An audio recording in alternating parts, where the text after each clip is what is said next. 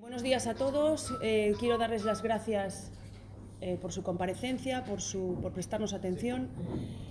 Nuestra comparecencia pública tiene que ver, obviamente, con la sentencia que recientemente se ha dictado por la sección cuarta de la Audiencia Provincial de Pontevedra respecto del procedimiento que se conoce popularmente como el de los miguelianos. Bien.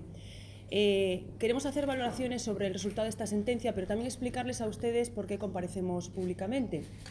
Y es que hemos decidido ya hace tiempo comparecer ante los medios para evitar a toda costa que se generen noticias que no se correspondan ni con la veracidad del contenido de las resoluciones judiciales y que tampoco ustedes tengan que acudir a fuentes diferentes a nosotros para poder obtener nuestras impresiones, nuestras opiniones, nuestras perspectivas, nuestras esperanzas de cara al procedimiento judicial, bien sea desde un punto de vista estrictamente jurídico como desde un punto de vista humano. Bien. Estas son las razones fundamentales por las que comparecemos, no porque tengamos una especial inquietud morbosa de que sea conocido nada que tenga que ver con este procedimiento, puesto que la temática que concierne a este procedimiento es delicada, es una temática que tiene que ver con la intimidad de las personas, pero recuerden ustedes que en el ya lejano 2014, pues estuvimos expuestos en los medios a través de terceras personas, básicamente las que a posteriori constituyeron la acusación particular, que nos destrozaron públicamente.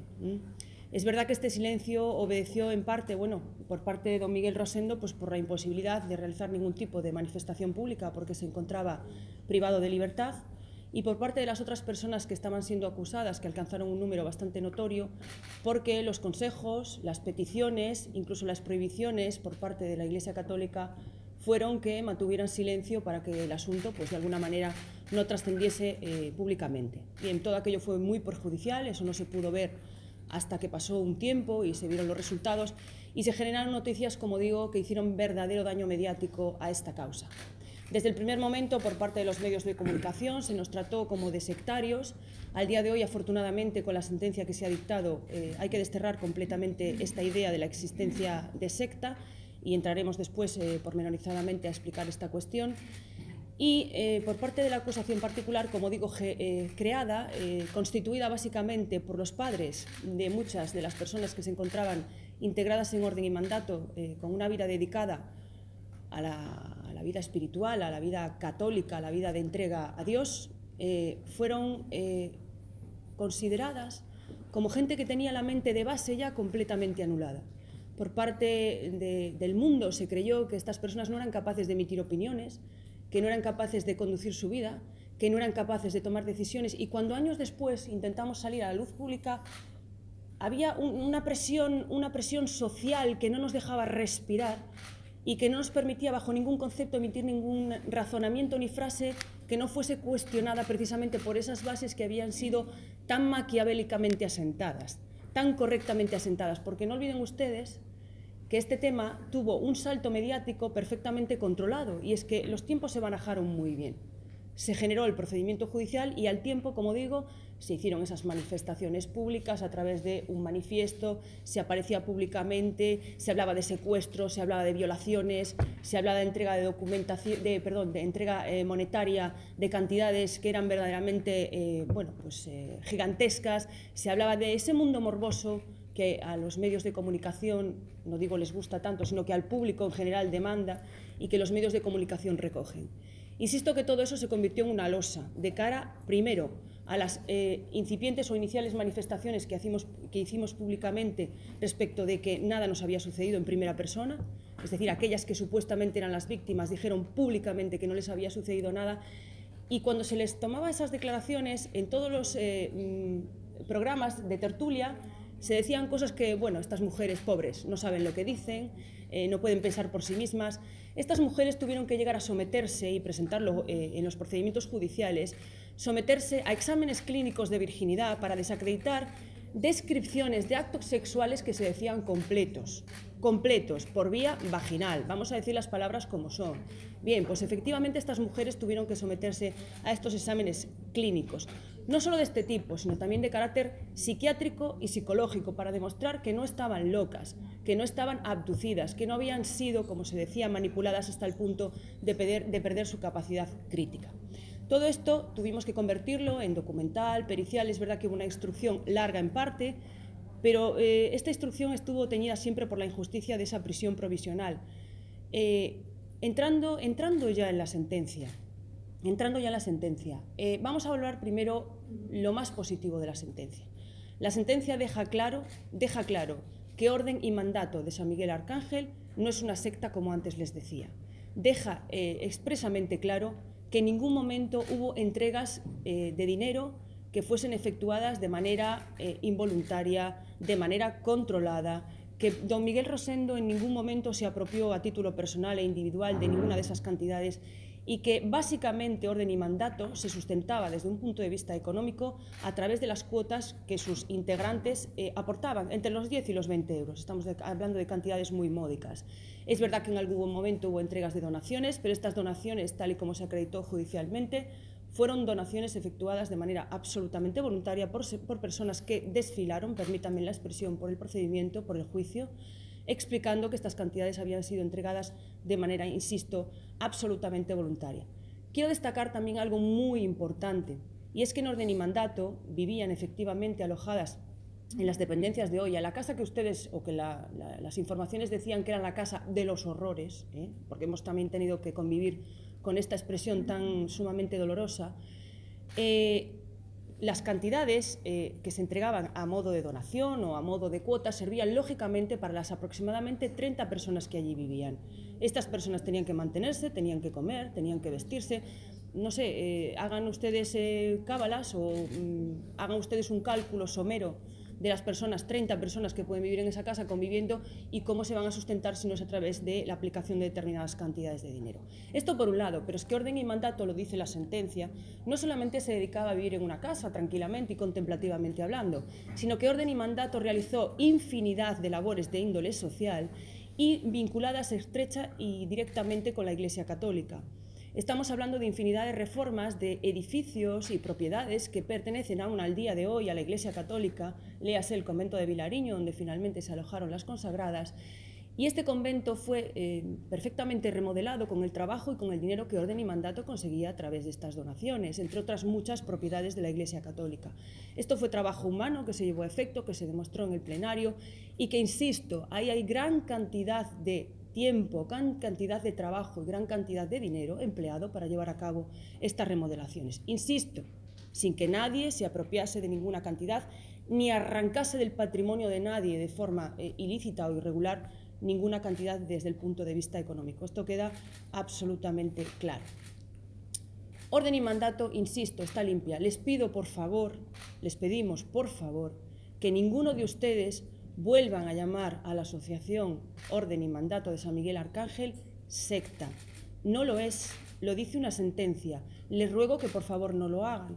Si esto continúa con esta nomenclatura y con esta denominación y se pasan las líneas de lo que jurídicamente es aceptable, pues la gente tiene su honor, la gente tiene su dignidad. Esto está amparado por la Constitución y por las normas, y por supuesto llevaremos a cabo cualquier tipo de acción, incentivaremos cualquier tipo de acción que suponga perjudicar el honor, la fama o la intimidad de cualquiera de las personas que conformaron Orden y Mandato, si se las vincula con comportamientos sectarios o ilícitos que la sentencia ya ha dejado claro que quedan completamente desterrados. ¿De acuerdo?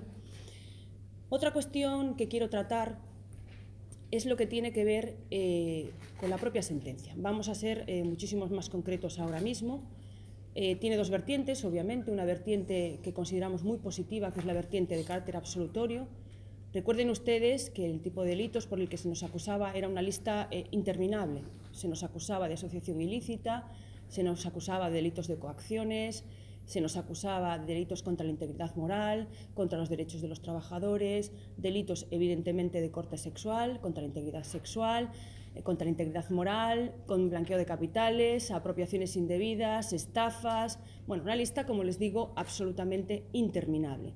A ello iba aparejado, como ustedes saben también, la petición de unas penas que superaban los 60 y tantos años de petición por parte del Ministerio Fiscal, y sobre 85, si no recuerdo mal, 80 y tantos años de pena de privación de libertad por parte de la acusación particular. Bien, quiero resaltar como primera cuestión que de la acusación particular conformada, insisto, por los padres de las consagradas, concretamente dos de las que he defendido yo y de doña Marta, que quedó fuera del procedimiento incluso antes de la celebración del plenario, integrada también por dos de las mujeres presuntamente abusadas, que el día de hoy ya se ha dicho por la sentencia que no, y una tercera mujer que no formaba parte de la acusación particular, pero que estaba incluida dentro de las personas que eran víctimas y verdugos al mismo tiempo. Insisto, de la petición de la acusación particular, ni uno solo de los delitos planteados por la acusación particular ha sido estimado por las magistradas como probado.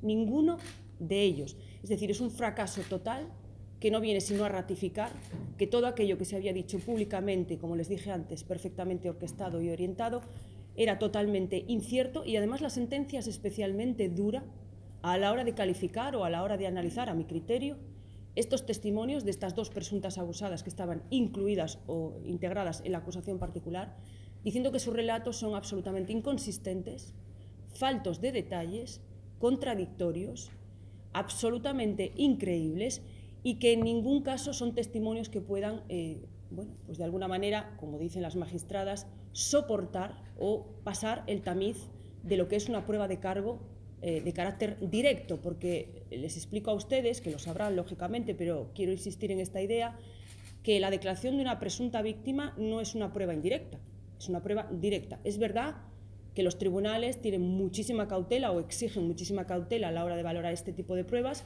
pero como digo, cuando un tribunal es especialmente duro a la hora de analizar el testimonio de mujeres que han sido presuntamente abusadas, descartando su veracidad, su credibilidad, esto es un dato de muchísima relevancia que es retroactivo a mi criterio. ¿Eso qué quiere decir? Que estos relatos ya no se sostenían cuando se iniciaron, y la sentencia desliza esta idea, porque dice que ya eran testimonios que carecían de estas características en la fase de instrucción, y que ello se agranda o queda muchísimo más claro con la lupa del plenario. No solamente por lo que ellas dicen, sino por los otros testimonios que han venido a desacreditar lo que ellas dicen. Les pongo un ejemplo muy concreto para que ustedes lo entiendan. Hay una de estas mujeres que hablaba de un aislamiento físico, es decir, que había estado encerrada, decía ella, en una especie de chabola, en una especie de habitáculo en el que no tenía las mínimas condiciones de habitabilidad. Y en el plenario esta cuestión, puesto que había testigos que desacreditaban esta afirmación, durante el plenario ese aislamiento físico se convirtió en un aislamiento psíquico. Es decir, bueno, realmente yo no estaba aislada en una casucha, como yo dije en instrucción, sino que en el fondo era que la gente me daba la espalda. Claro, creo que esta apreciación que hace el tribunal resaltando este aspecto, de entre otros muchos, es lo suficientemente importante como para que ustedes comprendan que es una mentira. Es una absoluta mentira. No se puede evolucionar así en un testimonio tan grave como es el de un testimonio relativo a una violación. Porque en este caso, solo en uno de los casos se hablaba de cierta violencia, y era precisamente esta testigo de las que le estoy hablando la que decía que se había ejercido cierta violencia sobre ella en un momento dado, que se la había sujetado por las manos. A esta persona no la han creído. El resto de los actos no tienen esta relevancia penal de violación, sino que serían abusos, serían otro tipo de declaraciones. Pero esta, que era especialmente dura en sus declaraciones en instrucción, es con la que también es especialmente dura, a mi criterio, la sentencia. La sentencia también es especialmente dura con otra de las mujeres que se sentó en el banquillo, que era víctima y verdugo a la vez, porque ocupaba dentro del organigrama de la asociación, que no secta, insisto, un determinado papel preponderante, el de fiscal en concreto. Ciertas imágenes de ella salieron en televisión, es decir, es de esas imágenes que durante el plenario se exhibieron, y acompañado de los titulares de confirmación de los abusos sexuales, ha quedado absolutamente claro con esta nomenclatura, con este titular tan llamativo. Esta es otra de las personas a las que el tribunal no ha creído. Y no la ha creído porque, claro, los matices son tan importantes. Durante la instrucción esta persona inicialmente se mantuvo en el otro bando. Es decir, estuvo durante gran parte de la instrucción y fuera de la instrucción recabando testimonios de apoyo para don Miguel Rosendo. Generó un manifiesto redactado por ella, donde se decía que todo aquello que se decía de orden y mandato no era cierto. Recabó firmas, fue por las casas, y en un momento dado, por un interés personal, que lo dice la sentencia, vinculado con su pareja, con su esposo, donde las tornas cambiaban y parecía que iban a ser responsables de la cuestión económica, porque ocupaban los cargos en orden y mandato que se vinculaban con el manejo del dinero, con la administración del dinero, con la tesorería. En ese momento, solo en ese momento, se produce el cambio de la declaración. Y entonces entra en la dinámica de que ella también ha sido abusada. Este relato no ha sido creíble tampoco, no ha sido creíble ni ha sido creído por las magistradas. Se le ha dicho a este relato que es inconsistente, cambiante, fluctuante y que la descripción que se hace de los hechos que tienen que ver con los presuntos abusos carece absolutamente de sustento real, es decir, las mentes que analizaron estos relatos no los pueden creer por incoherentes. Esto, insisto, no es algo que nazca en el propio plenario. Ya en la instrucción se vislumbraba y por eso yo era tan categórica con ustedes, aunque respetuosa con el plenario al que nos teníamos que enfrentar. Cuando hicimos las primeras intervenciones me preguntaban ustedes, pero ¿por qué mienten estas mujeres? Pregúntenselo a ellas. Pregúntenselo a ellas. Ya lo dice la sentencia, no son veraces sus relatos. ¿Por qué han mentido? Yo les decía a ustedes cuando me lo preguntaban hace meses, hace un año, no soy capaz de explicar por qué se puede mentir en delitos y sobre todo delitos de esta envergadura y de esta gravedad. El tercero de los testimonios es de otra de las personas que también configuraban o conformaban la acusación particular. Es un caso también especialmente aberrante, de unas primeras declaraciones que hacía en el plenario donde hablaba de unos actos que pueden tener su relevancia, pero que jurídicamente son de baja intensidad, como puede ser una caricia en una nalga, insisto, jurídicamente de baja intensidad. Aquí nos está diciendo, no estoy diciendo, por si luego alguien quiere reinterpretar mis palabras, por eso lo voy a matizar, que alguien le acaricie en la nalga sin permiso no tiene importancia, la tiene, pero jurídicamente tiene una gradación, como todo en esta vida, insisto. Esta persona que empezaba con un relato de este tipo giró de cara al plenario a una situación de violencia, como si la hubiesen agarrado, como si la hubiesen intimidado, como si la hubiesen... Bueno, dijo unas cosas que verdaderamente eran chocantes porque se apartaban completamente de su relato. Estas son las cosas que los tribunales analizan con detalle para establecer la potencia del relato, la credibilidad del relato, la seriedad del relato. Y yo les digo a ustedes, de 4 mujeres presuntamente abusadas, que 3 hayan mentido desde el principio y de una manera tan sumamente pantagruélica, grotesca, aberrante, verdaderamente es inaceptable. Es algo que la sociedad no debe aceptar, que el derecho ya no ha aceptado. Pero me parece que nos merecemos los mismos comentarios que se hicieron en sentido contrario durante tantos años hasta machacarnos. Vuelvo a insistirles que orden y mandato está completamente limpia, pero orden y mandato está destruida. Completamente destruida, desde el punto de vista jurídico, desde el punto de vista humano y desde el punto de vista eclesial. Es decir, fuimos rechazados por la Iglesia ab initio, desde el principio. Nos ningunearon, nos dieron la espalda, nos negaron, se posicionaron públicamente a través de un comunicado diciendo que había víctimas y verdugos. Víctimas, por cierto, que la Iglesia solo tenía conocimiento de una de esas testigos a las que se ha tildado ahora mismo de no veraz.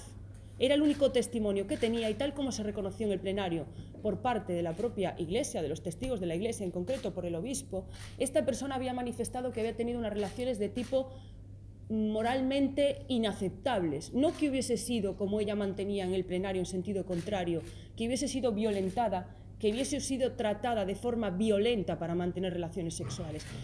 Esa falta ya de coordinación debiera haber apuntado a la prudencia, al cuestionamiento, y yo no pretendía, si yo hubiera estado en aquel momento, que públicamente se machacara a estas mujeres, pero sí que se hubiese establecido socialmente cierta neutralidad que nunca tuvimos. Bien, como les digo, orden y mandato está machacada, destrozada. Todas las personas que estuvieron vinculadas a orden y mandato, que fueron más de 400, tuvieron que negar, tuvieron que avergonzarse, tuvieron que apartarse de orden y mandato, tuvieron que darse de baja, que también fue cuestionado en el plenario como una abducción, como si hubiese habido una instrucción de que se diese de baja en orden y mandato y que no pudiesen continuar con ella. En absoluto, esta no fue la reacción. La reacción es que se convirtieron en unas parias.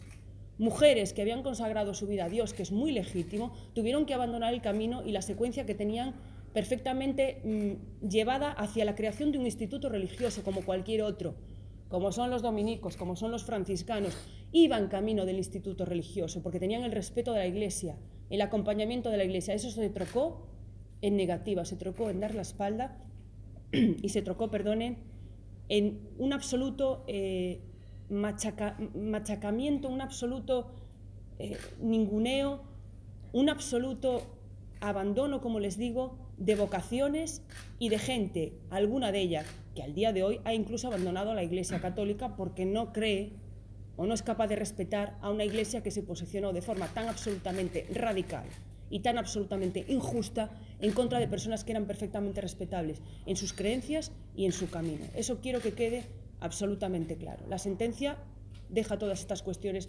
perfectamente claras. Establece de forma categórica que Orden y Mandato era una asociación vinculada, amparada y tutelada por la Iglesia Católica desde hacía muchísimos años, y que las estructuras complejas que iba adquiriendo a medida que pasaba el tiempo habían sido impuestas por la propia Iglesia Católica. La creación de estatutos, la creación de una orden o regla migueliana, que también se cuestionó como instrumento de control mental, la creación o el paso de una asociación privada a asociación pública, como les digo, a ese camino a instituto religioso. ¿Y qué decir de la visita canónica? ¿Qué decir del procedimiento que la Iglesia entabló para presuntamente comprobar la existencia de irregularidades, insisto, desde el punto de vista católico? Fue una auténtica falacia, fue un auténtico procedimiento irregular. A muchas de las personas a las que se entrevistó, que no fueron todas, ni las que se debía entrevistar por parte de la Iglesia Católica en su proceso, no se les dijo en ningún momento cuál era la finalidad de esa entrevista, sino que se les generó la sensación de que esa entrevista era para convertirse en instituto católico. Muchas personas acudieron a esas entrevistas en esa visita canónica creyendo que la finalidad era generar por fin ese instituto católico. ¿Cabe mayor engaño, cabe mayor tratamiento verdaderamente injusto y fuera de lo que se espera de una actuación en el seno de esta organización? Lo cabe. También quiero matizar, aunque luego intervendrán personas muy estrechamente vinculadas con la Iglesia Católica, como las que ustedes ven a mi derecha y a mi izquierda, pero quiero vincular, como ha dicho don Miguel, como han dicho en infinidad de ocasiones las personas con las que yo he tratado en todo este tiempo.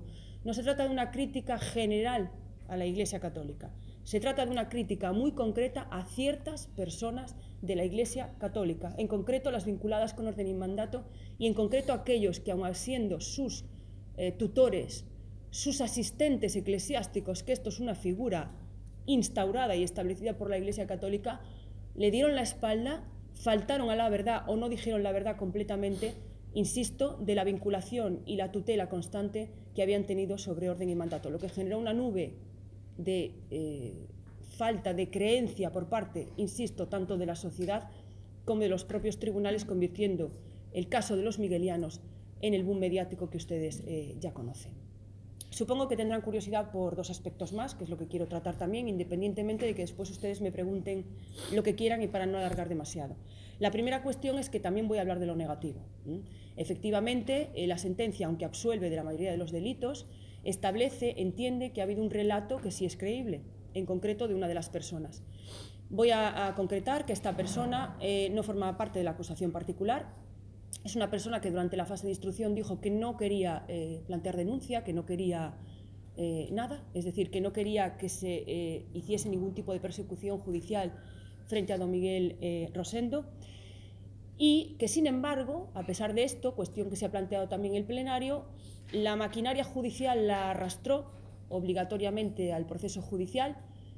Desde el punto de vista legal está regulado que este tipo de delitos, los que tienen que ver con la indemnidad, la integridad sexual, se puede no acudir a los tribunales si la víctima da preeminencia a su intimidad y prefiere no verse sometida públicamente a ningún tipo de proceso, ni quiere perseguir nada o incluso no quiere que se conozca nada de lo que tenga que ver con estos hechos de haber sucedido, que yo voy a seguir preservando la presunción de inocencia a pesar de esta sentencia adversa en este sentido. A pesar de eso, insisto, a esta persona se la arrastró al procedimiento judicial y el Ministerio Fiscal planteó por ella oportuna reclamación. ¿Cómo se resuelve la sentencia?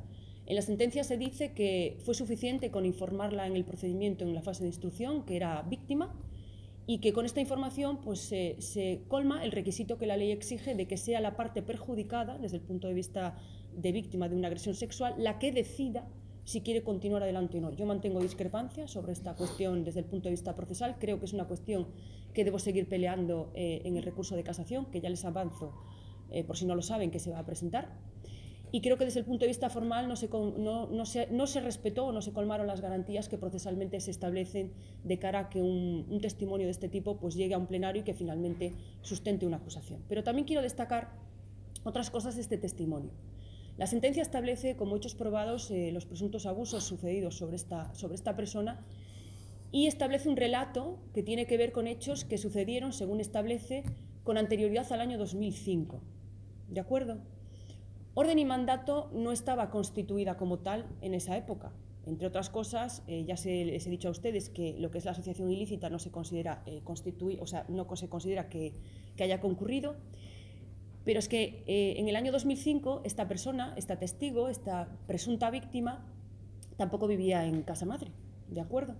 Era una persona que convivía con sus padres, era una persona que en ningún momento había desaparecido de la órbita de control de sus padres.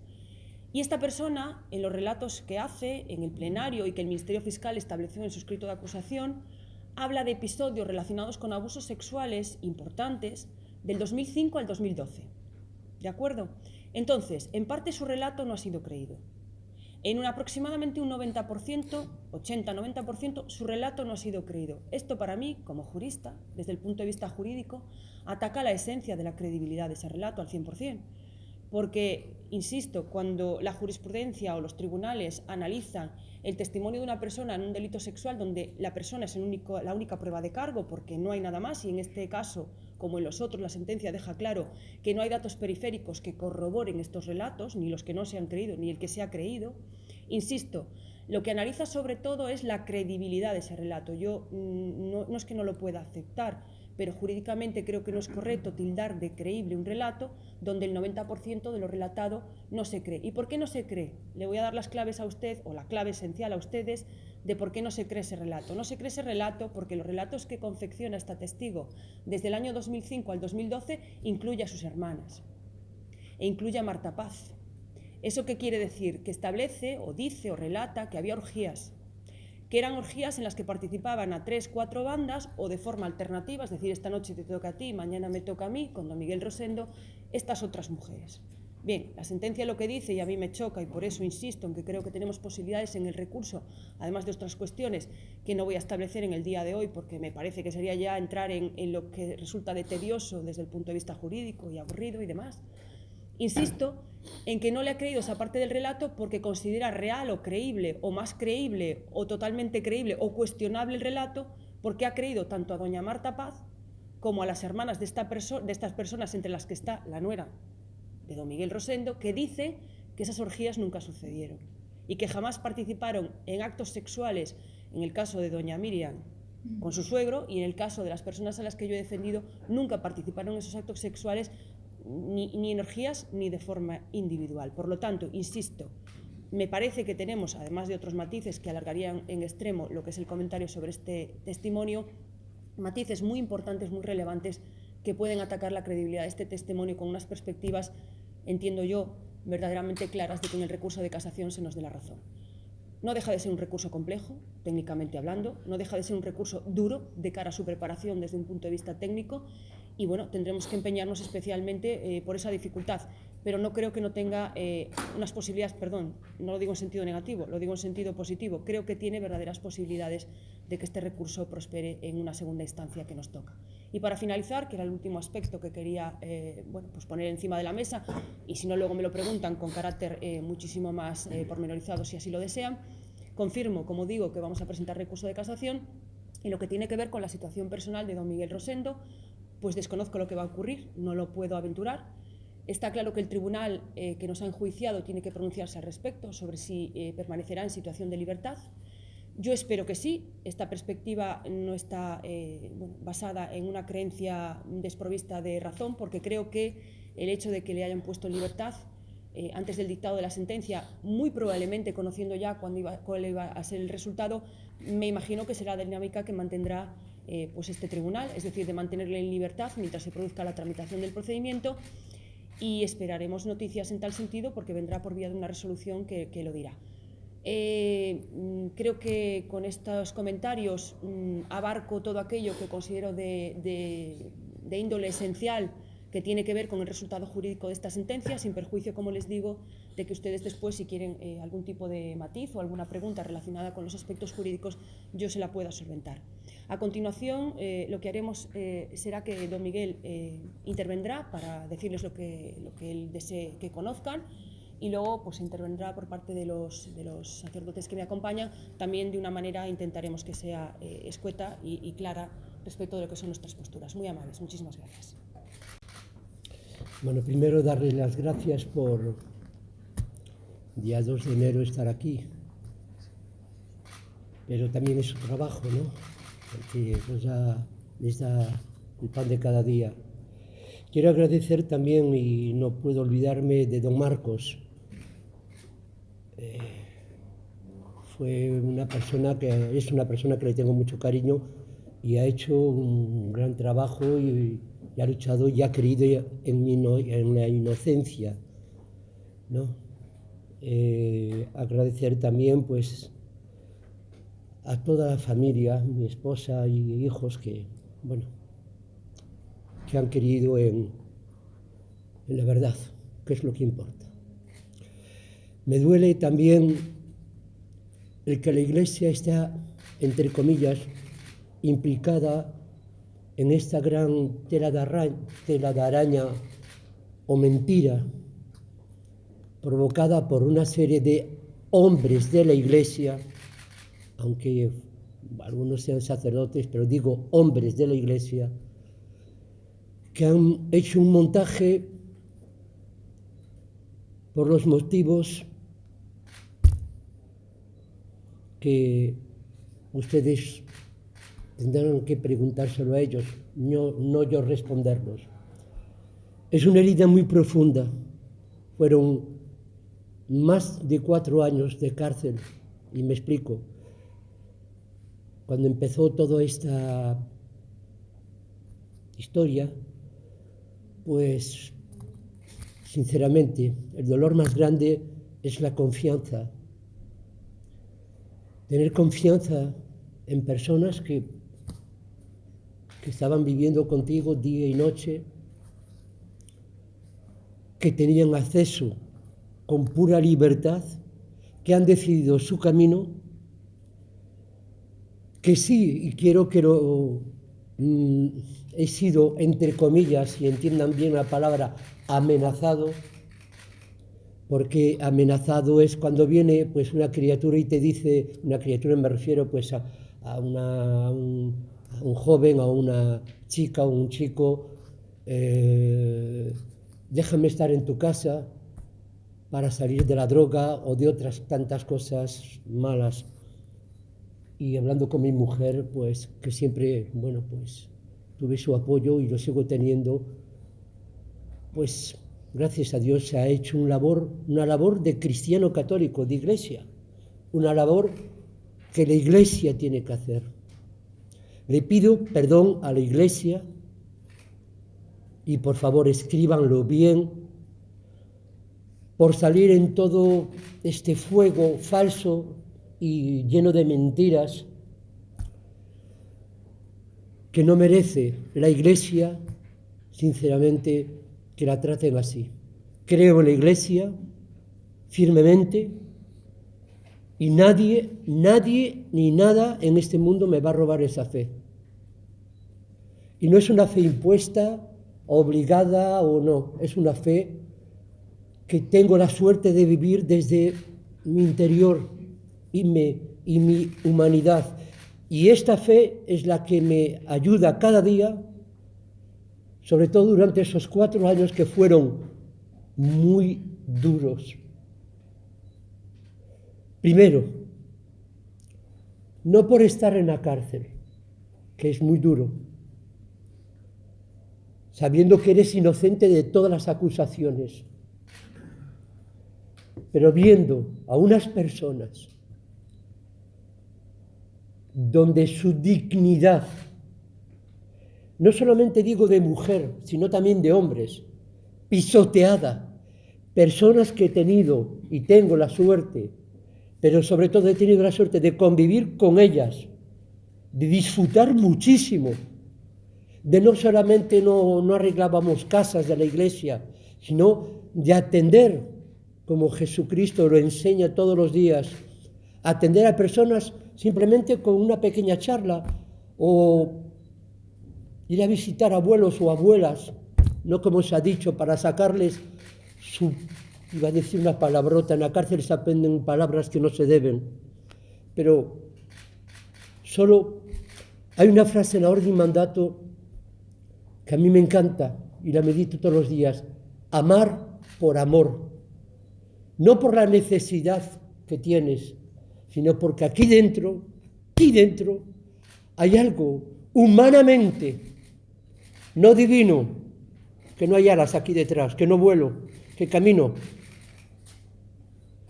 que me dice, en lo que puedo, ayuda a tu hermano. Creo en la Iglesia, pero también tengo que decir, el abandono, si no fuera por estos benditos que han sido, y digo benditos, no digo santos, digo benditos, hombres de verdad, hombres de la Iglesia, que han sabido defender con misericordia, que aunque sea un pecador o fuera un pecador, no han abandonado al necesitado y han sido pisoteados, ultrajados, insultados, abandonados por sus propios amigos. O sea, han pasado por los fuegos más terribles que un hombre puede pasar en su vida, pero no han abandonado su deber, ese día en que a Dios le han dicho sí. Por eso les pido, por favor, ustedes que tienen los medios, y entre comillas, les quiero pedir perdón o disculpas, perdón a Dios y disculpas a ustedes, por no haberme presentado el primer día ante ustedes y hablar de todo lo que estaba ocurriendo. Motivos: me lo habían prohibido, me habían amenazado, me habían aconsejado por varios sectores, tanto hombres de la Iglesia como periodistas y como abogados, y más con personas dentro del ministerio. Es decir, que me callara, pero ni me he escondido y quiero dar la cara. Primero, que no tengo odio a nadie, ni quiero cargarme a nadie. Segundo, eso sí, primero limpiar el nombre de la orden y mandato de San Miguel Arcángel, la cual siempre actuó bajo licencia y bendición de la Santísima Iglesia, del obispo y de los sacerdotes que nos acompañaban, y de unos benditos hombres, pero benditas mujeres que dejaron su vida, entre comillas, humana, para dedicarse a la Iglesia, dedicarse a lo que ellas creían y siguen creyendo, ayudar al prójimo. La orden y mandato es simplemente una estructura dentro de la Iglesia que lleva el Evangelio a los hechos, es decir, atender al necesitado, no solamente al que tiene necesidad de pan, sino que tiene necesidad de que hablen un poco con él, de que está solo en un hospital, de que está en un país ahí, como un extranjero. No tengo paraísos ocultos. El único, y lo pueden descubrir cuando quieran, es el corazón, la vida que Dios me ha dado. Una familia humilde, sencilla, pobre, que quiere seguir en el mismo camino que llevo 50 y pico de años siguiendo: amar al prójimo. Esa es la verdad de la Iglesia y es la verdad de mi vida. Me podré equivocar, por eso les pido a ellos que me corrijan, porque soy hombre. Ahora, una parte muy importante: que creo en la libertad de las personas, en todas sus condiciones, en la dignidad del ser, y no ahora porque estamos en una época donde las mujeres ya empiezan a hablar, o empezáis a hablar, empezáis a estar ahí. No es la época en la cual me sirvo. Seré y soy un defensor de la mujer en su verdad, como cristiano católico, pero bien entendido, en la dignidad de las personas. Soy un defensor de la familia, de la verdad de la familia, de llevarnos bien, de aceptarnos, de perdonarnos y de abrazarnos. Por un abrazo me han metido 4 años de cárcel. Insisto, no odio, no tengo rencor, pero no quiero decir que lo que le llamamos los católicos la tentación como hombre, en muchos días detrás de aquellos barrotes te venía. Pero gracias a Dios y a los compañeros del módulo 7 de Teixeiro, y tengo que repetirlo,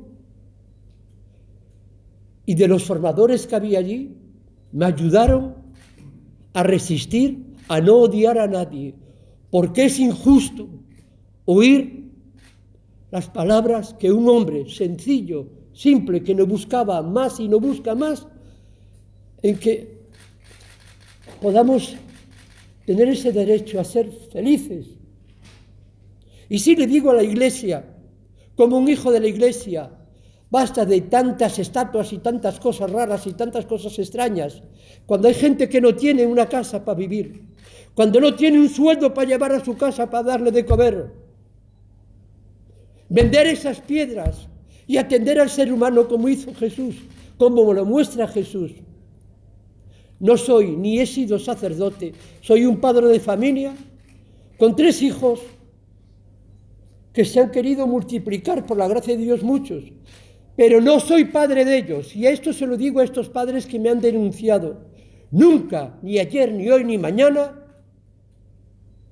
he apartado a sus hijos de ellos, más mi combate delante de los obispos que he ido a visitar, y aprovecho este momento que es triste, allí sentado en aquel banquillo, escuchando las mentiras que salían de aquellas bocas. Le doy gracias a don Luis por el abrazo, que fue el único que me dio. Y nos cruzamos 2 palabras, las cuales me voy a guardar aquí dentro. Pero ver una abogada que te está echando una sonrisa, respiraba. Que no he abusado sexualmente de nadie, que no quería ser ni fundador, ni presidente, que quiero ser un obrero. Por eso voy a seguir adelante, voy a seguir ayudando al necesitado, voy a seguir ayudando a aquel que necesita, aunque sea de esta mano, o que podamos llorar los 2 juntos, sea hombre, sea mujer, amar por amor. Hablando de esta sentencia, le doy gracias a las magistradas por su valentía, por haber visto una parte, un gran porcentaje de la verdad, porque es la verdad. Ahora también, no son esos 9 años que me piden, es el dolor que aquí dentro de una niña que a lo mejor que quiero, como a todas ellas y todos ellos,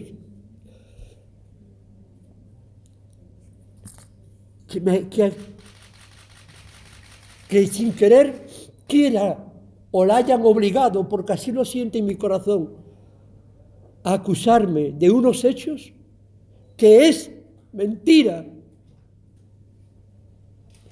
y que me voy a defender, pero no por odio, ni por demostrar a la gente o a las personas que es mentira todo eso, sino por la dignidad, no solamente de Feliciano Miguel Rosendo da Silva, sino de su esposa, de sus hijos, de estas benditas mujeres, que hoy no pueden estar aquí todas, de estos benditos hombres, de estas personas que dejaron todo para defender como verdaderos sacerdotes,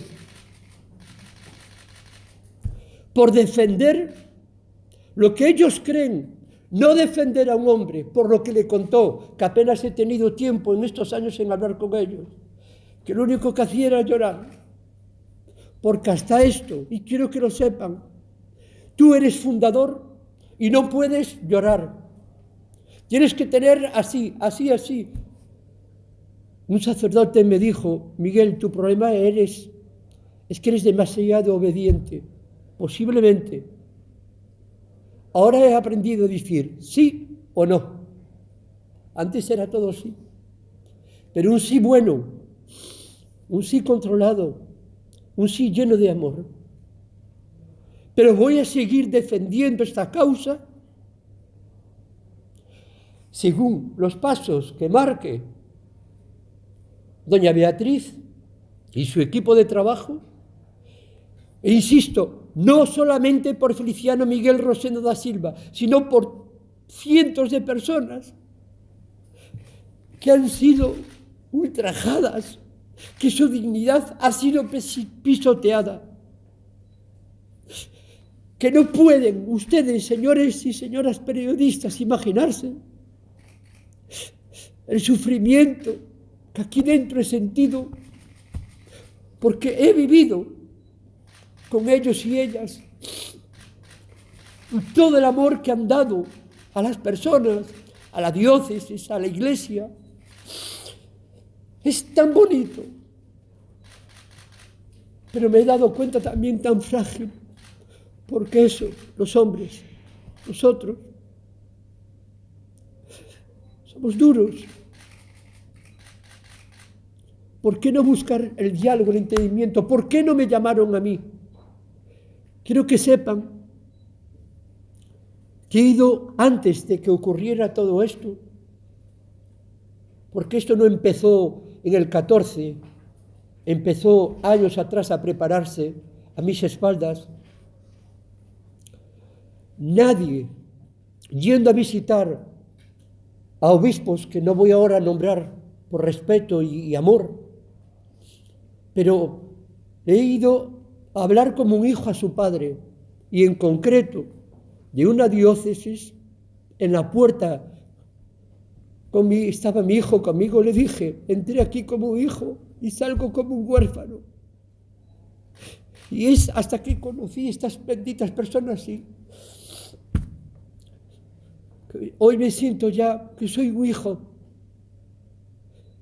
Pero de verdad el abandono, la cobardía humana de cientos de hombres de la iglesia que pasaron por casa, se han ocultado, aunque fuera una palabra. Le escribí al Santo Padre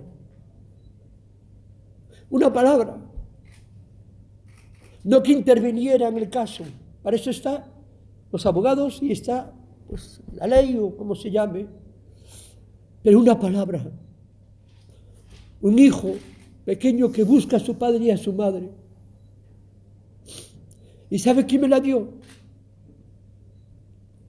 Estos sacerdotes, estos abogados, pero los presos del número 7, evangelistas, gitanos, protestantes, y bueno, pero que te agarraban y te decían: ánimos, Miguel, tú eres inocente. Un segundo en 24 horas, un segundo. Pero que para mí bastaba encerrado en aquella celda para luchar contra el mal que quería entrar aquí, que quería ponerme en contra de la iglesia, en contra de ellos, de los sacerdotes, en contra... Porque pesaba mucho la responsabilidad de estas familias. Hoy es cierto, muchos han dejado la iglesia y a ellos les digo: volver. La iglesia no tiene culpa de todo esto. Los hombres sí, y hombres de iglesia. Y para terminar, primero disculpen mis lágrimas, porque por fin puedo llorar. Por fin, como un hombre, puedo llorar. Y le pido a España o a esos países donde llegan estas noticias, que bendita iglesia por lo menos la que yo vivo, que es la única que conozco, pero que estas criaturas, mi propia persona, somos totalmente inocentes de las causas que, gracias a Dios, algunas ya han sido probadas por las magistrales que ya no tienen valor, y referente a esta última, que no es cierto, porque la dignidad humana está por encima de todo. Y voy a ser un poco humano. Cuando llegué a casa, le dije a mi mujer, le dije, cariño, vas a tener que lavarme la lengua con lejía, porque allí se aprenden palabras que no van con mi forma de ser, ¿no? Pero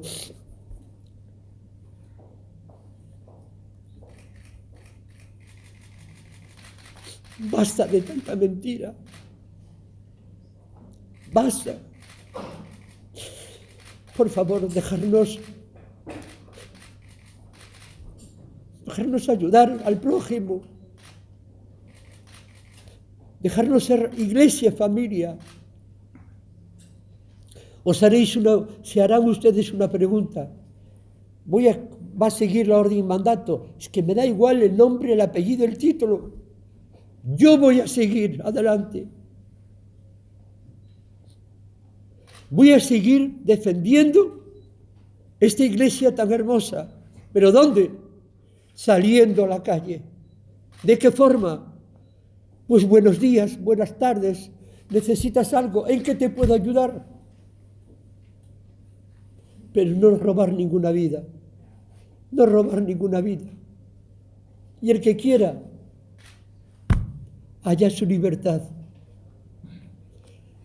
Perdón por no haber estado antes. Disculpas por no haber estado antes. Pero gracias. Si este mensaje ustedes pueden llevarlo a tantos y tantos corazones que pueden hacer unos por otros tanto bien, y no encerrarse solamente media hora en un lugar para recibir una bendición, porque el hambriento, como los he visto, tantos enterrados en la cárcel injustamente, que no necesitaba entrar ahí para saber que eso existe, te dirá también, oye, ¿no tienes un trocito de una barra de pan? Ustedes son hombres y mujeres, estarán casados, tendrán hijos. ¿No es duro? ¿Podemos formular alguna pregunta? Sí. Por sus bienes embargados, quería yo saber en qué situación, si saben que va a quedar. Entiendo que el recurso de casación es en el Supremo. Sí, está ante el Tribunal Supremo y respecto de los bienes, efectivamente hay embargos, pero pediremos el alzamiento, porque dése cuenta usted que no hay ningún tipo de delito económico que haya sido estimado, han sido desestimados todos ellos. El delito fiscal ya no estaba, digamos, en entredicho. El blanqueo de capitales, el Ministerio Fiscal también lo había dejado fuera, pero la acusación particular lo mantenía. Y, de hecho, no se produjo el levantamiento del banquillo de los acusados, de la esposa y el hijo y de los hijos de don Miguel Rosendo hasta el propio día del juicio del plenario, que se planteó como cuestión procesal. Como digo, esos delitos ya quedaron fuera, blanqueo y delito fiscal, y quedaba apropiación indebida y estafa, que era lo que decía la acusación particular que había sucedido en relación con las cantidades presuntamente entregadas por los que conformaban la acusación particular, y eso tampoco ha sido estimado. Por lo tanto, al día de hoy no hay ningún tipo en la sentencia de pronunciamiento de delitos relacionados con la temática económica, pediremos el alzamiento del embargo de los bienes, y tampoco hay responsabilidad civil, porque la única estimación que ha habido respecto del delito de una de las testigos, como decíamos, pues no ha pedido nunca ningún resarcimiento económico. Quería saber si nos podía concretar un poco cuáles son sus planes ahora. Dice usted que va a seguir. Quería saber si ustedes van a conformar algún tipo de asociación, aunque sea civil, para seguir con algún tipo de labor de la que ustedes dicen que hacían. Esto es justicia civil, y en la justicia civil usted ahora mismo, con una sentencia que no es firme, está condenado a 9 años por abusos sexuales. No es tampoco un historial que esté bien considerado en la sociedad civil, y quería saber cómo se va a presentar usted con esa labor que dice que va a continuar, con ese historial. A ver, gracias por su pregunta. Lógicamente, bueno, voy a esperar un poco la resolución de todo esto, ¿no? Pero me levanto por la mañana y me acuesto por la tarde, es decir, que por la noche, es decir, que la labor no es una obra como orden y mandato, sino es poder llegar hasta el prójimo y poder transmitirle: adelante, compañero, que tú puedes, sea en la cárcel o sea fuera. No tengo ninguna idea, ningún concepto, ni sé lo que Dios me pide como cristiano católico, y esto me basta. ¿No va a reconstruir la asociación, entonces? ¿Perdón? ¿No va a reconstruir legalmente la asociación, usted o alguno de sus seguidores? Sinceramente, y con toda la verdad ante Dios, no sé lo que voy a hacer, sinceramente. Simplemente que vivo día a día, y según lo que, bueno, pues digan, ahora mi lucha en este momento es demostrar mi inocencia ante esa acusación, pero el día tiene muchas horas, y visitar a un enfermo o acompañar a una persona necesitada creo que es de cristianos católicos. Y eso es la obra que seguiré haciendo. Luego, le llamen como le llamen, no lo sé. ¿Va a reclamar a la Iglesia Católica algo por esa conspiración que dice que se montó contra usted? Lo único que le voy a decir es que quiero hablar cara a cara con estos obispos y me digan lo que no fueron capaces de decirme en su momento, y que me expliquen la trampa o la red esa que me han echado encima o nos han echado encima sin decir la verdad. Hay una frase que un obispo me dijo: cuando quiera hablar contigo, te llamaré a ti. Eso nunca ocurrió.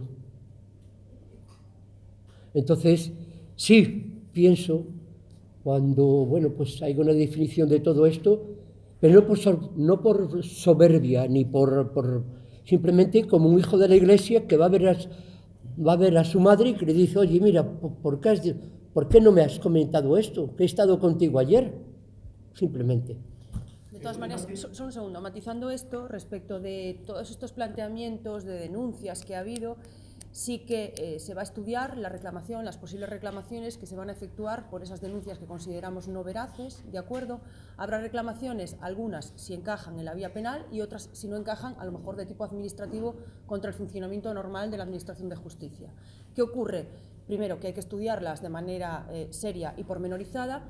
Y segunda consideración, algunas de ellas no van a poder ser entabladas hasta que no haya una firmeza en la sentencia, ¿de acuerdo? Entonces, en tanto en cuanto no esté resuelto el recurso de casación, no puedo darles a ustedes mayores concreciones respecto de las acciones que se van a plantear, pero sí se van a estudiar. Quiero preguntarle a usted por qué está aquí, porque usted no era la abogada defensora del señor... Porque me voy a ocupar del recurso de casación. ¿Se ocupa usted, Sí. no el señor Marcos? No, Bien. por eso estoy aquí. Y segundo, para los dos, esto que están haciendo, compareciendo en Madrid el otro día y hoy aquí, supongo que continuarán, ¿es una campaña de lavado de imagen del señor Rosendo? Se lo he explicado al principio. Vamos a ver, como hubo una época en la que nos comió el mundo de la comunicación con una sola versión, y además con versiones partidistas, sesgadas, tergiversadas, qué mejor que nosotros comparecer en cada hito relevante, porque nosotros solo hemos comparecido, y no es que me esté justificando ni muchísimo menos, pero le doy la explicación que usted me pide, hemos comparecido cada vez que había un hito relevante. El hito relevante inicial era que nunca habíamos hablado y se acercaba un juicio, y queríamos llegar a ese juicio con cierta oportunidad desde el punto de vista de la opinión pública, porque solo se había escuchado una versión. Las otras veces que hemos comparecido, primero, fue con la libertad del señor Rosendo, nos parecía que era relevante que ustedes le conocieran en primera persona y le conociesen, no es una lavada de imagen, es que no había más imagen que la que habían dado otros. Y segunda consideración, la de hoy es a raíz de la sentencia, para que ustedes pregunten, conozcan la sentencia en primera persona y para que les respondamos a cualquier pregunta. Es que yo no entiendo que comparezcan terceros por nosotros, eso no lo he comprendido nunca. ¿Más preguntas?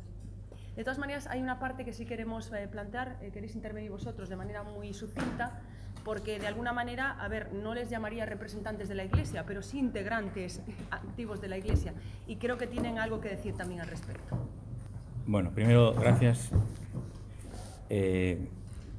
Nosotros no somos seguidores de Miguel Rosendo, como muchas veces se dice, porque la idea de secta sigue en la cabeza de muchísima gente, porque es lo que se ha publicado durante 4 años, con 1.500 artículos de periódico, 400 vídeos en televisión. La idea de secta es la que nunca ha sido, nunca fue, y es la que se ha machacado continuamente. Por eso, la pregunta que ha hecho la periodista anteriormente, los seguidores de Rosendo, es la que nunca debe ser, porque no hay seguidores. Nosotros lo que hemos defendido desde el principio es la inocencia de Miguel, de su vida y de lo que hizo en la Iglesia y de lo que hace en la Iglesia. Nosotros nunca hemos defendido un interés personal. De hecho, es un dolor estar aquí hoy, porque el dolor es que la Iglesia quede manchada de algo que no es verdad, en el sentido de que la Iglesia de Jesucristo está viva, es verdadera, es auténtica, y luego otra cosa son los hombres de Iglesia, la corrupción que puede existir, que existe en todos los ámbitos, incluido el eclesial. Se llamó patología religiosa por parte del secretario de la Conferencia Episcopal, Gil Tamayo, ex secretario. Se llamó al principio a esto que ocurrió y se denunció en el año 2014. ¿Qué es lo que está pasando en el Mato? Una patología religiosa. Patología religiosa significa algo tan serio, tan grave como que los que estamos aquí estamos todos enfermos por algo que, espiritualmente hablando, nos abducía y nos producía la falta de libertad y voluntad para vivir nuestra vida cristiana. Esas palabras, la pregunta que hacemos hoy es: ¿en qué se basó este hombre de Iglesia para llamar patología religiosa a Orden de San Miguel Arcángel y a los que defendíamos la verdad de Dios en esta obra? Al mismo tiempo, Info Vaticana, con Gabriel Ariza al frente de este periódico digital, fue el que descubrió la secta, y así lo publicó y así se manifestó por todas partes. El linchamiento que sufrimos los sacerdotes a través de este medio digital, que luego se extendió por todos los medios, porque sexo, demonio, curas y monjas, pues es la bomba como noticia, y además se vende. Y eso, pues vosotros que sois periodistas, pues sabéis cuál es el impacto que tiene eso en la prensa. Esa secta nunca existió. Se inventó una secta y se la inventó con un fin personal. Tendrá que responder también él por qué llamó secta satánica, destructiva, a esta orden llamada San Miguel Arcángel, y a nosotros la tríada satánica. Esto es lo que hicieron al principio, pero es que todo esto fue una cadena que acabó de una manera todavía más terrible, que fue el abandono total por parte de la Iglesia, de hombres de Iglesia, de las consagradas y de los consagrados. ¿Y en qué consistió ese abandono? Bueno, pues primero porque no las defendió el obispo. El obispo de Luis Quintero mintió en sede judicial. Mintió José Diéguez en sede judicial. Y mintió de tal manera que el daño que han hecho y hacen a la Iglesia al mentir es un daño que repercute en la propia Iglesia. Por eso estamos aquí con el dolor de lo que defendemos y decimos ahora mismo, porque nos duele la Iglesia y amamos a la Iglesia. Por eso, desde el principio, no dudamos en defender la verdad que nuestro corazón conoce y que en conciencia hemos defendido hasta el día de hoy. No somos seguidores de Miguel Rosendo, somos seguidores de Jesucristo y somos hijos de la Iglesia. No hay derecho a que el abogado del obispado de Tuy Vigo diga en sede judicial que Miguel no es de la Iglesia. Ningún sacerdote, nadie de la Iglesia puede negar esta verdad de cualquier bautizado. Se dijo en sede judicial que Miguel no es de la Iglesia. Es una barbaridad. Ningún obispo, ni el obispo Luis Quintero para empezar, ha negado eso. Eso es una barbaridad. Y esa defensa de los hijos de Dios es la que tenemos que hacer los sacerdotes, jugándonos incluido el sacerdocio, si tenemos que defender la verdad de Dios en nuestro corazón. Por eso, desde Tui Vigo hasta Madrid, donde don Carlos Osoro nos prohibió tratarlas sacramentalmente a ellas en la confesión. El trato personal se nos negó que tuviéramos con ellas, con ellos, por las posibles consecuencias que tenía para nuestra vida. A pesar de esa amenaza, nosotros en conciencia hemos defendido siempre la verdad que hemos conocido. Y esta verdad, en la parte que hablamos de la secta, de la asociación ilícita, que es la que sentencia deja clara y manifiestamente que nunca ha sido tal, es la que defendemos y defenderemos. Por eso llegó esto hasta Carballo, donde fuimos a Roma.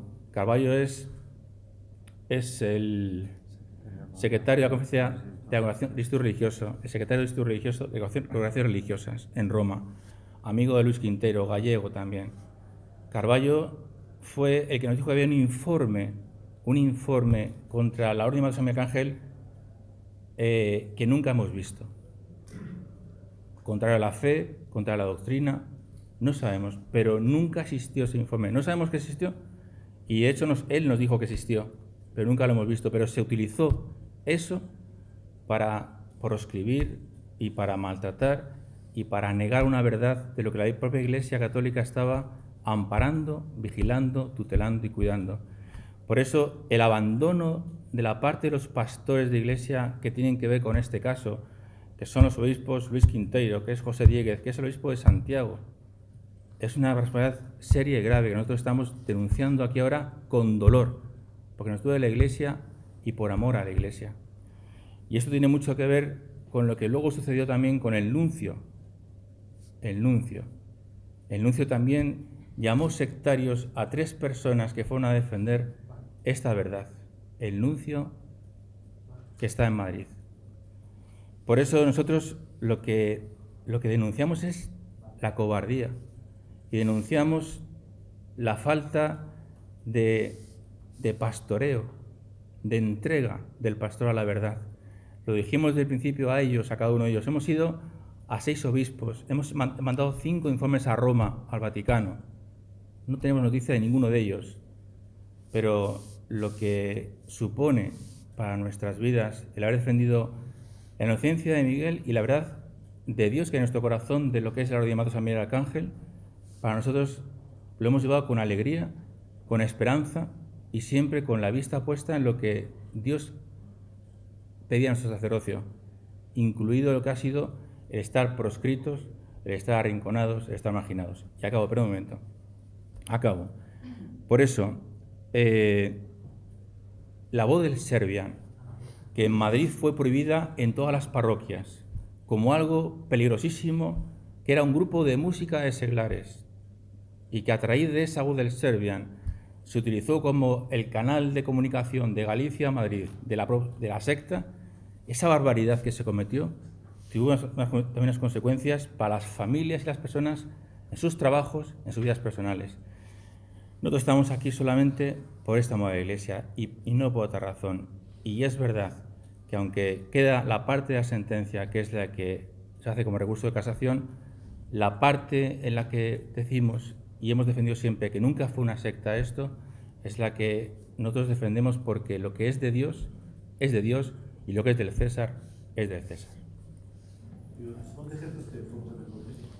Pues precisamente por defender esto, a nosotros tuvimos problemas en la parroquia porque al ser una secta satánica, lo normal es que los padres no que lleven a los hijos a catequesis contigo, no que confesarse contigo. ¿En Moya? No, en Madrid, nosotros somos de Madrid.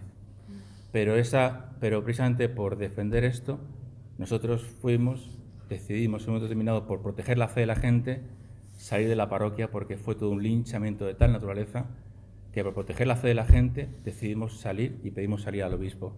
Nunca nos echaron de la parroquia, pedimos salir por defender la fe de la gente. ¿Qué parroquia es? En Vallecas estaba. ¿Cómo se llama la parroquia? No sé, de la Asunción, ¿no? De la Asunción era. Señora del Consuelo. De Consuelo, San Consuelo, en Vallecas. Donde Info Vaticana hizo una trampa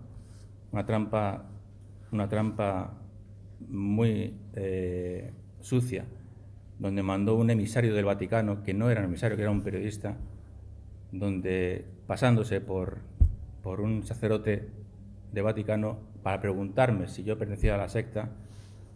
Todo fue un engaño, una mentira, y sacó un informe, un reportaje en su propio digital diciendo que éramos de la secta satánica nosotros. Todo con grabación oculta, con vídeos ocultos y presentándose sin ser quienes eran. Bueno, dejo a mis compañeros por si quieren decir algo más. Solo por resaltar, ¿no? Y una petición a ustedes, que lo mismo que podemos reclamar ya civilmente, que legítimamente nadie use ni la palabra secta, ni la palabra seguidores, ni nada, que por supuesto tampoco se utilice la palabra líder para referirse a Feliciano Miguel Rosendo da Silva, ni seguidoras, ni adeptas, ni nada parecido, ¿no? Eso le rogaríamos que fuesen también muy cuidadosos con ese lenguaje, porque todo esto se construyó a base de palabras que no respondían a la realidad, ¿no? Era solo añadir ese matiz, porque por lo demás, pues dar las gracias también a Beatriz por el trabajo que ha realizado hasta ahora y por la esperanza que nos está dando también para poder llevar hasta el final este proceso como deseamos. Gracias.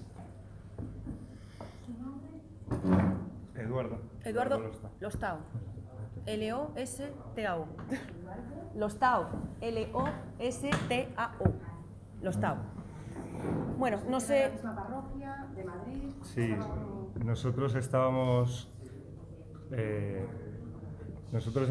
juntos en Madrid y cuando empezó todo este asunto es verdad que, vamos, nosotros no somos héroes ni nada parecido, pero tardamos lo mismo que tarda cualquier sacerdote en ver que esto era un montaje desde el principio y desde antes que se iniciara incluso judicialmente y antes de que se iniciara en la Iglesia.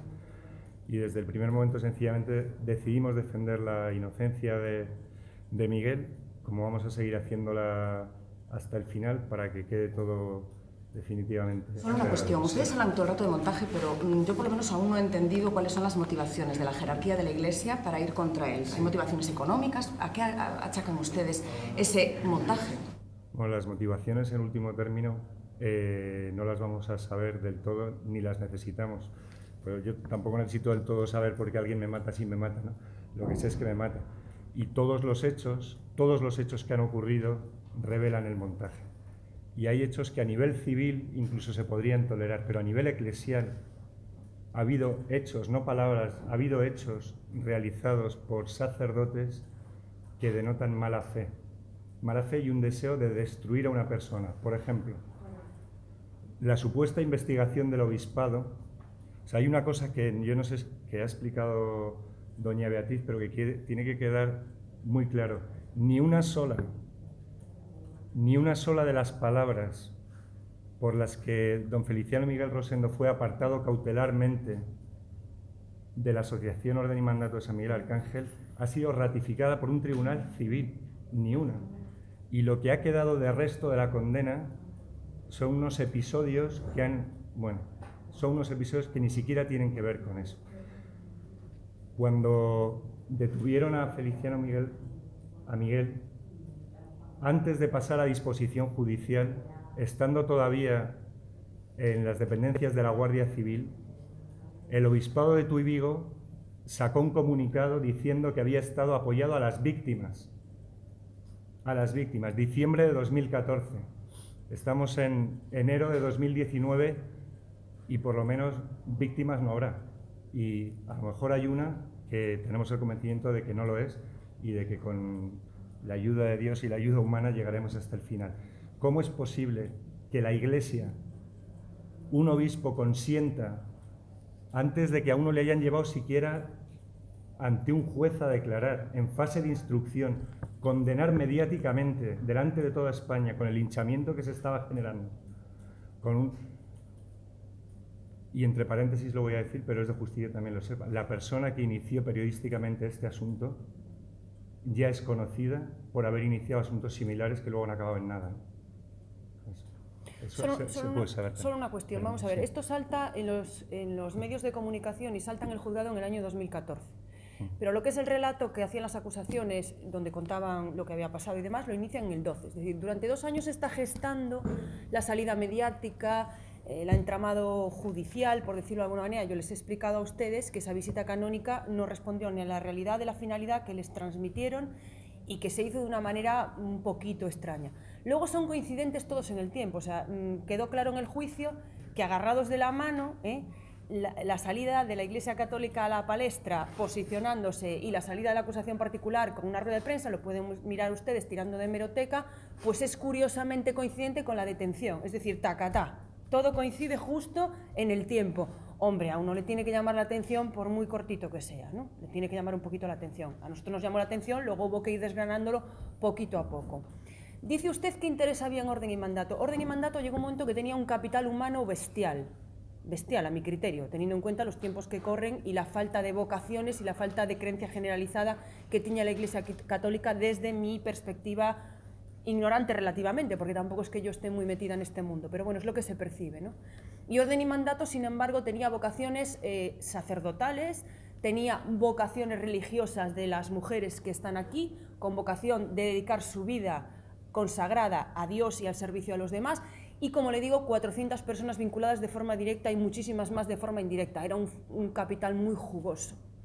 De hecho, en el procedimiento quedó muy claro que a la Iglesia le había molestado, a los hombres de la Iglesia, como decís vosotros, y quiero ser respetuosa con vuestra apreciación, le había molestado que en el momento en que se produjo la destitución de don Miguel Rosendo, pues que todas estas personas de forma autónoma y voluntaria también se fueran dando de baja, porque entendían que aquello era una injusticia y porque tomaron el camino de no continuar vinculadas a Orden y Mandato, porque era una institución de la Iglesia que no respondía a la verdad que ellas estaban manteniendo. Hubo un gran cabreo por parte de la Iglesia por perder ese capital humano. De ahí vino toda esa reacción en Madrid de no las recibáis, no son cristianas, no están en la Iglesia Católica, y les costaba muchísimo en el juicio decir la palabra consagradas, parecía que les quemaba. Eran consagradas, les quemaba bastante el tema. Y luego al final conseguimos una declaración de que incluso habría una posibilidad de consagración particular, es decir, uno puede estar consagrado incluso aunque no esté imbuido o incardinado en un instituto religioso, pero les costaba a sacacorchos, hubo que tirar para que hubiera ese reconocimiento, además de la negativa de que cualquier cristiano forma parte de la Iglesia. Eso es el entramado del que nosotros estamos hablando y es muchísimo más largo, muchísimo más complejo. Pero eso en el juicio yo creo que quedó absolutamente claro. Y por eso la sentencia deja absolutamente claro que sí era una institución de la Iglesia. Y quisiera, perdón, por añadir a ese punto, es la propia sentencia recalca la libertad con la que las consagradas serían de baja en Vilariño para irse a Madrid. Cuestión que se vendió, pues intentó vender judicialmente y luego mediáticamente como una especie de huida de una secta destructiva, abducidas no se sabe dónde. Es la propia sentencia la que dice que eso se hizo con plena libertad y con plena autonomía. Les dejo constancia de que incluso en el juicio también tuvimos que estar peleándonos constantemente por el tema de los hábitos, como si de manera proscrita hubiesen ellas vestido aquellos ropajes para los que habían recibido autorización expresa de la Iglesia Católica. En ese momento, bueno, y teníamos unas imágenes, gracias a Dios, nosotros manejamos, bueno, no sé si la expresión es la correcta, manejamos 2.500 documentos gráficos y visuales, que no he hablado de esto, y escritos vinculados con Orden y Mandato. 2.500 documentos, por eso el juicio se convirtió también en unas sesiones muy largas y muy prolijas, porque hubo que exhibirle a cada uno de los que negaban su letra, su imagen, su presencia, su vinculación, su organigrama, hubo que exhibirlo con toda esa documentación. E insisto, la sentencia también reconoce que la documentación aprehendida en el momento en que se produjeron las detenciones no ha sido correctamente custodiada en el juzgado. Se ha roto la cadena de custodia y que la documentación aportada al procedimiento fue de manera sesgada, dice la sentencia. Bueno, no la vamos a tomar en consideración para condenar, pero es que yo la quería para defenderme. Porque si he aportado 2.500 documentos que he podido recoger de esas personas vinculadas con Orden y Mandato que conservaban, afortunadamente alguna, un ejemplar, una imagen, un vídeo, un WhatsApp, un correo electrónico, un documento, gracias a esa recopilación que se ha efectuado por toda esta gente, 2.500 documentos, lo que decimos es que en esa documentación aprendida, en esos soportes informáticos, tenemos muchísima más documentación. Dice la sentencia, no fue relevante para la condena, pero sí hubiese sido relevante para la absolución, incluso para extender dicha absolución hacia la única persona que se dice que ha sido abusada presuntamente. Insisto, ha sido un trabajo muy arduo de conseguir toda esa documentación. Y es lo que quiero que ustedes comprendan también, ese ninguneo, esa falta, esa opacidad. La Iglesia disponía de nuestra documentación, pero si estaba tamizada por la Iglesia, si había sido presentada, había expedientes relacionados con orden y mandato, pero nadie nos ayudó. Nos negaron durante la instrucción y, por favor, pero si lo sabe cualquier persona de andar por la calle, no decir la verdad es una forma de mentir. No decir la verdad es una forma de mentir, no cristianamente, jurídicamente y personalmente. Y eso hace mucho daño cuando uno tiene una petición encima como la que teníamos nosotros, muchísimo daño. Entonces, entramados, hombre, esto es un poquito especial. Este ha sido un asunto un poco especial. Sí, yo quería preguntar finalmente, después de todo este proceso, siempre han sostenido que había una cierta lucha de poder, o así lo he interpretado yo a lo largo de este tiempo, y que se pretendía perjudicar en concreto a una persona y a sus seguidores, o en este caso, personas que comulgaban. Hoy han mencionado Info Vaticana, han hablado una vez más de lo mismo, personas que han pasado a declarar. Me gustaría saber si podemos interpretar todo esto que ha sucedido como una lucha de poder en la que estaba implicada el Opus Dei, y si ustedes lo piensan así. Eso es puesta de ellos, en la parte jurídica. Sí, vamos, no sé contestamos. O sea, creo que lo hemos expresado otras veces, ¿no? Lo mismo que se puede decir de la Iglesia se puede decir respecto de lo que ha sido el Opus Dei. Y yo se lo puedo decir con todo el dolor de mi corazón porque conozco a muchas personas del Opus Dei a las que amo muchísimo y que comparten nuestra visión en que ha habido, pues efectivamente, algunos miembros del Opus Dei que no solo no han actuado bien, no solo no han actuado como sacerdotes, sino que han tenido un papel protagonista en este montaje y sin los cuales esto no se habría llevado a cabo. Pero esto no lo decimos aquí para descubrir nada. O sea, fuimos personalmente a hablar con el vicario del Opus Dei en Madrid, escribimos al prelado del Opus Dei en Roma para decirle lo que estaba pasando y jamás ningún miembro del Opus Dei podrá explicar por qué el vicario del Opus Dei en Galicia estaba presente en la testifical del sacerdote Isaac de Vega en el juzgado con la complejidad que tenía ese caso. Eso es una aberración. Con el mismo cariño para el Opus Dei como obra de la Iglesia, no es una cosa contra el Opus Dei. Ha habido personas del Opus Dei que han tenido un papel protagonista y decisivo en que un inocente esté en la cárcel 4 años y que se haya llevado por delante muchísimas vocaciones que se han quedado por el camino y el sufrimiento de muchísimas personas, de familias, de niños que han tenido que ir a psicólogos porque les llamaba una secta, de personas que han perdido su puesto de trabajo y de historias protagonizadas por sacerdotes que no han actuado como sacerdotes. No es una cuestión del Opus Dei, es de personas concretas a las que fuimos una por una a hablar personalmente con las que quisieron. Y lo intentamos y llamamos a las puertas y no nos hicieron mucho caso. Pero es la realidad.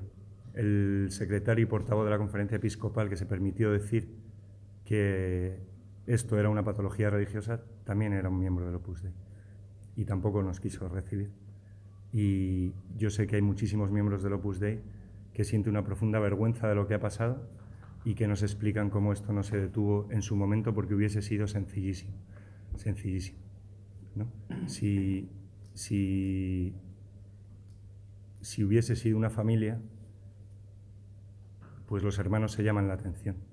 Y si cuando el señor Isaac de Vega empezó a mover las fichas que condujeron a esta situación, alguien le hubiese parado los pies como debería haber hecho un hermano, pues no estaríamos aquí. Y yo no sé si llamarle lucha de poder, pero yo sí veo una situación clarísima de abuso de poder y de abuso de autoridad. Y yo ahora, pues sí tengo que decir que me siento en la necesidad de poderlo denunciar públicamente por petición expresa del Papa Francisco, y ante ese abuso de poder y ese abuso de autoridad solo hay un camino, seas obispo, seas sacerdote, que es llegar a tu despacho esta tarde, redactar tu renuncia y marcharte. Y si se la tienes que presentar al Papa, se la presentas al Papa. pero ha quedado muy claro en los últimos años que abuso de poder y abuso de autoridad son tan denunciables como cualquier otro tipo de abuso. Y yo no le llamaría lucha de poder, pero sí abuso de poder y abuso de autoridad. En la sentencia, una pincelada muy pequeñita, solo un detalle. En la sentencia aparece como cuestionable, precisamente, que los padres de la acusación particular, que iniciaron esta causa rellenando, entre otras cosas, un cuestionario para que fuera incorporado a un informe de un detective privado, que dijo públicamente, busquen ustedes en hemeroteca también, por eso hablo de la manipulación de los medios perfectamente orquestada, que se había infiltrado en la secta, es decir, este señor llegó a decir públicamente, estuvo infiltrado en la secta, ¡ay mi madre! Porque cuando este señor dice esto, la gente estaba ya en Madrid, es decir, no había nada, orden y mandato, ni estaba en Oya, ni estaba en Vilariño, ni en ningún lado, y este señor se paseó por las televisiones de España diciendo estado infiltrado. Bien, ese detective que nutre su informe de unos test que dijo haber hecho de forma completamente maravillosa y objetiva y neutra a la gente que formaba parte de orden y mandato, al final se lo hace a los que están vinculados con la acusación particular, completamente mezclados los unos con los otros y en una parroquia. Y la sentencia destaca ese hecho como un hecho verdaderamente sospechoso, verdaderamente teñido de falta de objetividad y de formalidad y de verdadera credibilidad. Es decir, si ustedes les dan para que ustedes rellenen la impresión que tienen hoy de lo que aquí está pasando y les colocan a todos juntos en una habitación y le van comentando, yo tengo que pones en la 4, yo en la 5, y aún encima se hace en el terreno de la iglesia, de esa iglesia con la que estaba vinculada en ese momento concreto y esa parroquia, don Isaac de Vega, vuelvo a repetir, es que había muchas cositas que rascaban un montón. Bien, pues estas cositas aparecen en la sentencia, porque a las magistradas también les ha llamado la atención, que son un tamiz, es decir, un tamiz verdaderamente importante para todas estas perspectivas. Por eso dejamos constancia de estos hitos y de estas cositas que son tan importantes y que eran en el 2014 diametralmente opuestas y plásticas, gomosas, completamente artificiales, completamente orientadas hacia una finalidad. ¿Cómo se organizó? ¿Quién? ¿Cuándo? ¿De qué manera? ¿Por qué? ¿Con qué finalidad? Nosotros no tenemos todas las respuestas, desgraciadamente. A lo mejor algún día. Buscaremos.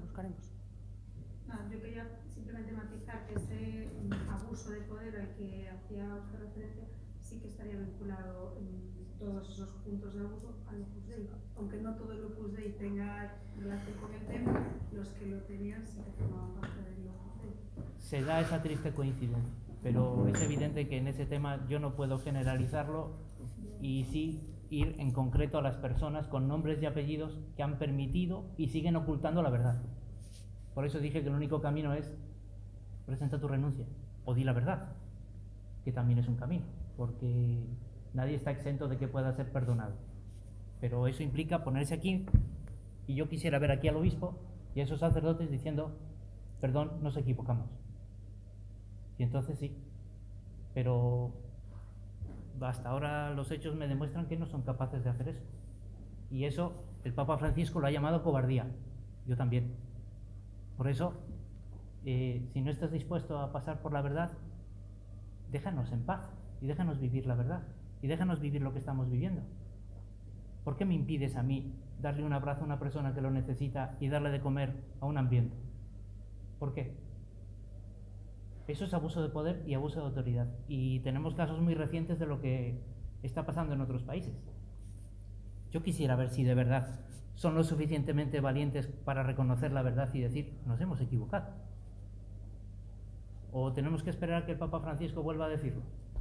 Pues si es necesario, pues le pedimos una vez más al Papa Francisco que nos dé la oportunidad de hablar con él, de estar con él y juntos pedir perdón una vez más, porque la realidad es que ese hecho está ahí y está más que demostrado, y además con una sentencia civil de por medio, por si fuera poco. ¿Más? ¿No? Bueno, pues nada, insisto nuevamente en agradecerles a todos ustedes su paciencia y su presencia y su atención. Y les pido perdón por si en algún momento, bueno, pues han entendido ustedes que pretendíamos plantear alguna injerencia en su trabajo. No se trata de eso. Se trata de pedir simplemente ajustar las cosas a la realidad. Se pueden utilizar todas las palabras, pero lo que importan, lógicamente, son los contextos. Insisto, yo simplemente les doy las gracias. Muy amables.